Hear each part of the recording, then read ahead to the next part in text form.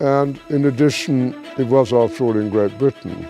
So they felt that the Rothschild family should be the one to whom it was addressed.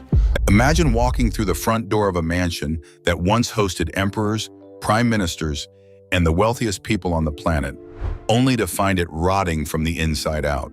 Ceilings caving in, priceless paintings left behind on the walls, secret rooms hidden behind bookcases, and a history so dark, so layered with war.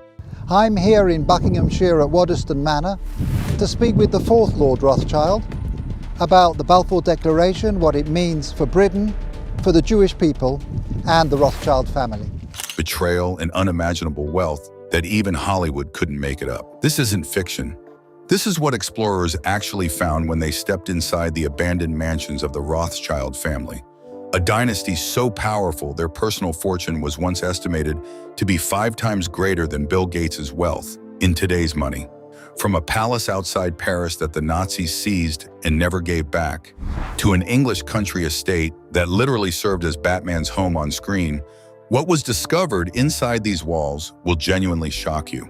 Stick around, because by the end of this video, you'll understand why the most powerful family in modern history walked away from some of the most extraordinary buildings ever constructed, and what was left behind when they did, the dynasty that built an empire from a ghetto. Before we explore these abandoned mansions, it's important to understand their builders and the fascinating story of their success. The Rothschild family began in the Jewish ghetto of Frankfurt, Germany, in the 1400s. Their name means red shield in German, which refers to the sign on their ancestors' house. For centuries, they lived in cramped conditions and faced many restrictions. They could not own land, enter many jobs, or leave the ghetto after dark. In the mid-17th century, Mayer Amschel Rothschild changed the family's fate.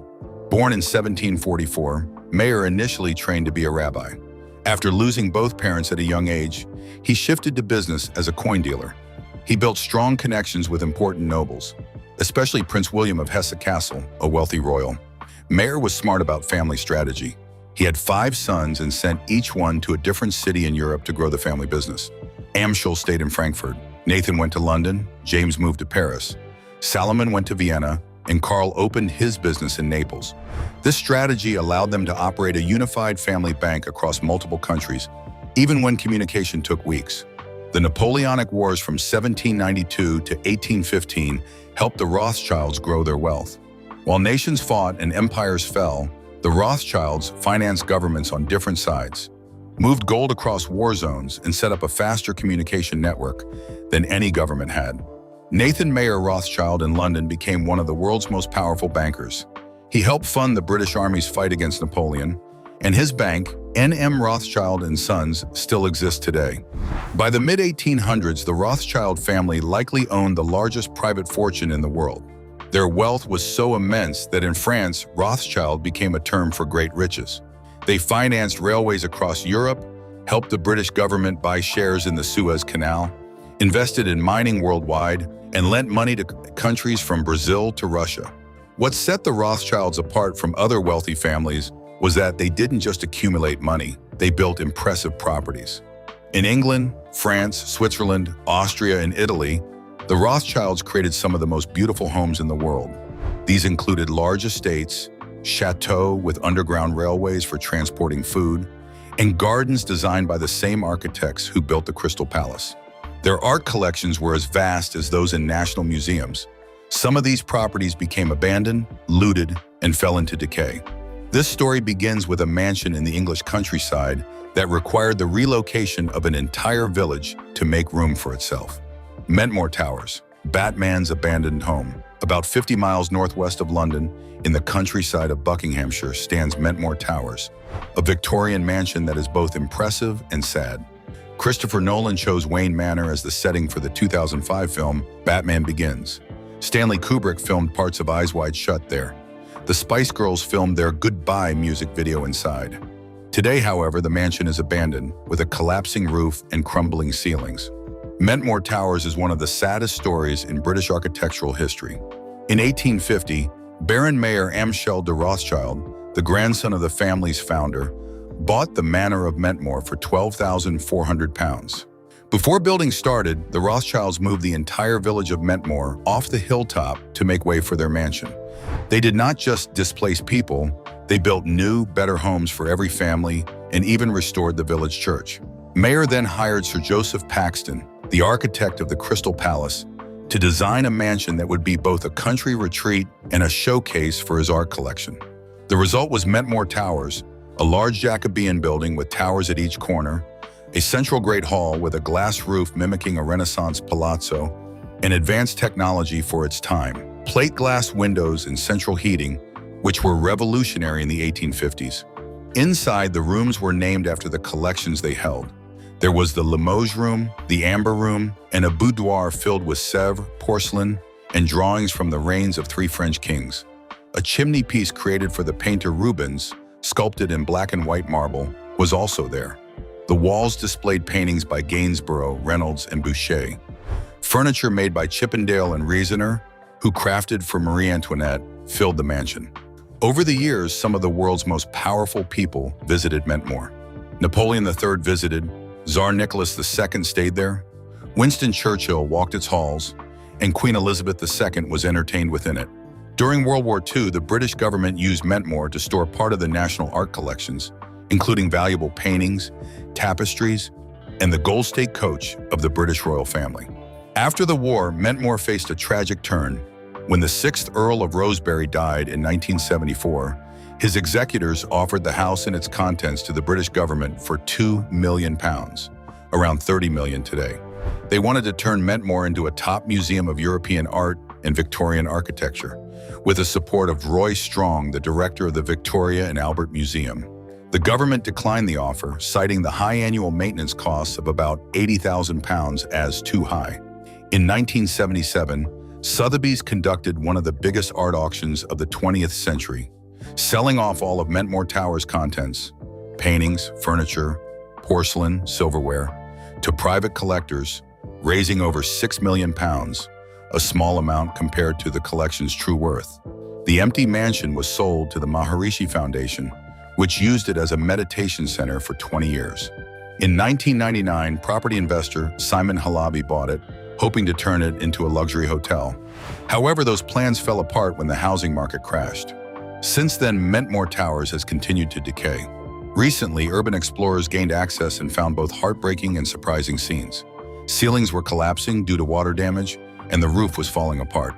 Yet some valuable furniture, ornaments, and paintings survived the auction and years of neglect, including a library with hidden rooms in the Grand Hall, which is now exposed to the elements through holes in the glass roof.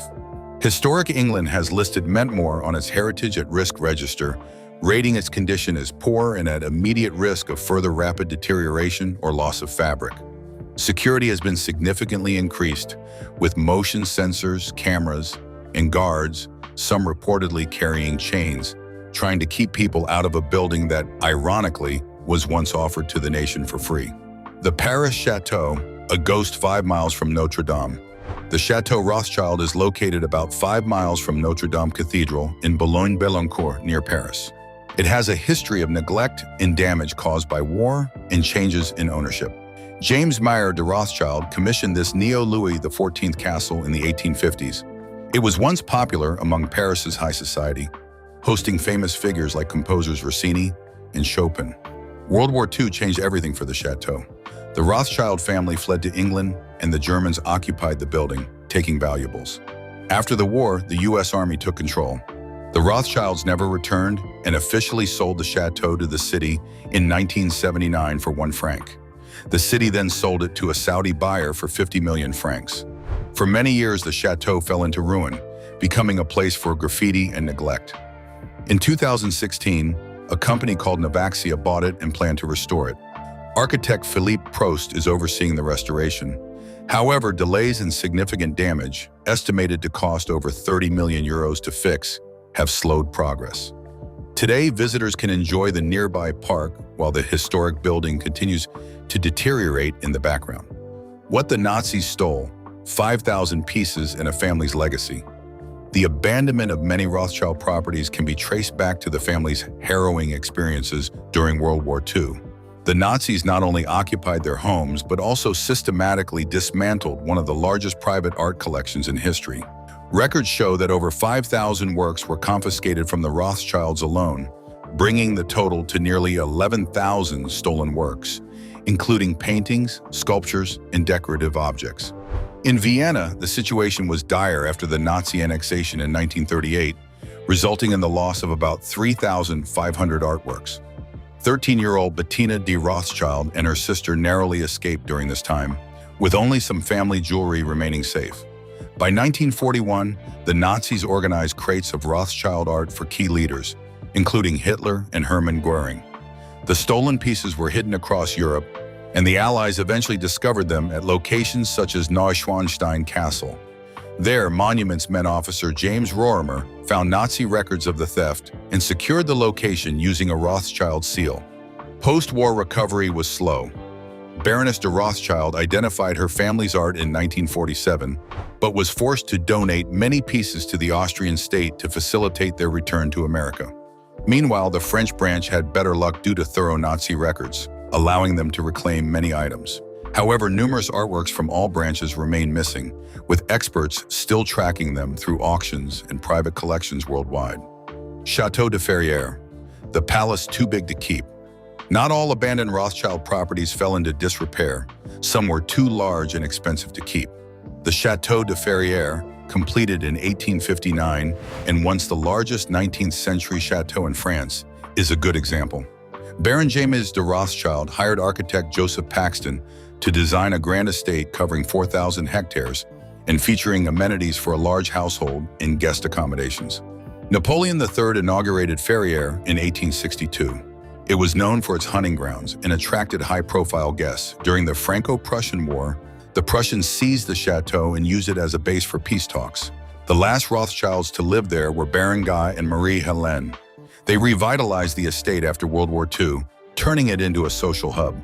The most famous event was the Surrealist Ball in 1972, known for its extravagant atmosphere and artistic guests. In 1975, the Rothschilds donated the chateau to the University of Paris because maintaining it was too costly. After years of underuse, Ferrieres transformed into the École Ferrière in 2015, a private school for gastronomy and hospitality. It also became a filming location for notable productions.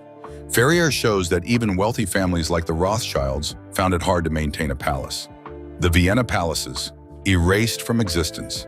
The story of Mentmore Towers shows the sadness of neglect, while the Paris Chateau symbolizes abandonment. However, the Rothschild palaces in Vienna faced an even worse fate. They were destroyed on purpose. After the Anschluss in March 1938, the Nazis targeted these properties. They took everything and used the palaces for their activities. By the end of the war, the palaces were empty and badly damaged. After the war, the situation stayed grim. Unlike in France, where some properties were returned, the Rothschild heirs in Austria got little compensation. The family never returned to Vienna in any meaningful way. Most grand palaces were either sold or torn down and replaced by modern office buildings. The Austrian government's handling of Rothschild art sparked disputes over restitution. About 250 pieces taken from the family were displayed in state museums for decades. It wasn't until 1999 that Austria agreed to return the art or pay for it. Today, almost no evidence of the Rothschild presence remains in Vienna. Their palaces are gone, and their collections are scattered. The memories live on in photographs, documents, and through historians and family members who work to keep their history alive. The story of the Vienna Rothschilds is a dark one. Their properties were not just abandoned, they were stolen and erased. The story of Mentmore Towers highlights the tragedy of neglect, while the Paris Chateau represents abandonment. However, the Rothschild palaces in Vienna suffered a worse fate. They were systematically destroyed. The Nazis targeted these properties right after the Anschluss in March 1938, confiscating everything and using the palaces for Nazi activities. By the end of the war, they were empty and significantly damaged. After the war, the situation remained grim. Unlike France, where some properties were returned, the Rothschild heirs in Austria received little compensation, and the family never returned to Vienna in any meaningful way. Most grand palaces were sold or demolished, replaced by modern office buildings. The Austrian government's handling of Rothschild art became a major restitution dispute, with around 250 pieces taken from the family displayed in state museums for decades. It wasn't until 1999 that Austria agreed to return or pay for these artworks. Today, evidence of the Rothschild presence in Vienna has almost vanished, with their palaces gone and collections scattered. The memories persist in photographs, documents, and the work of historians and family members who strive to keep their history alive. The plight of the Vienna Rothschilds is dark. Their properties were not merely abandoned, they were stolen and erased. The legacy. Why the world's richest family walked away. Why did one of the most powerful banking families, the Rothschilds, abandon their grand properties? The reasons are complex. World War II had a significant impact, with many estates seized or destroyed. For some family members, returning to these places marked by trauma was too painful. While the French and British branches adapted and rebuilt, the Austrian branch suffered greatly, with many fleeing to America or Israel. Maintaining large estates and also became impractical due to modern taxes and maintenance costs. Even for the wealthy Rothschilds, keeping expansive properties became a financial burden. However, there were exceptions, such as Waddesdon Manor, which remains a popular destination thanks to continued investment and management. Yet, for every preserved property, many others like Mentmore Towers and several Viennese palaces have fallen into decay or been repurposed. Despite the decline of many of their mansions, the Rothschild family continues its banking operations and charitable endeavors. Their abandoned estates remind us that wealth cannot shield against the ravages of war, time, and financial pressures. As urban explorers discovered at Mentmore Towers, these sites are living relics of a bygone era, shedding light on how empires fade quietly away. Let us know in the comments which Rothschild mansion surprised you the most.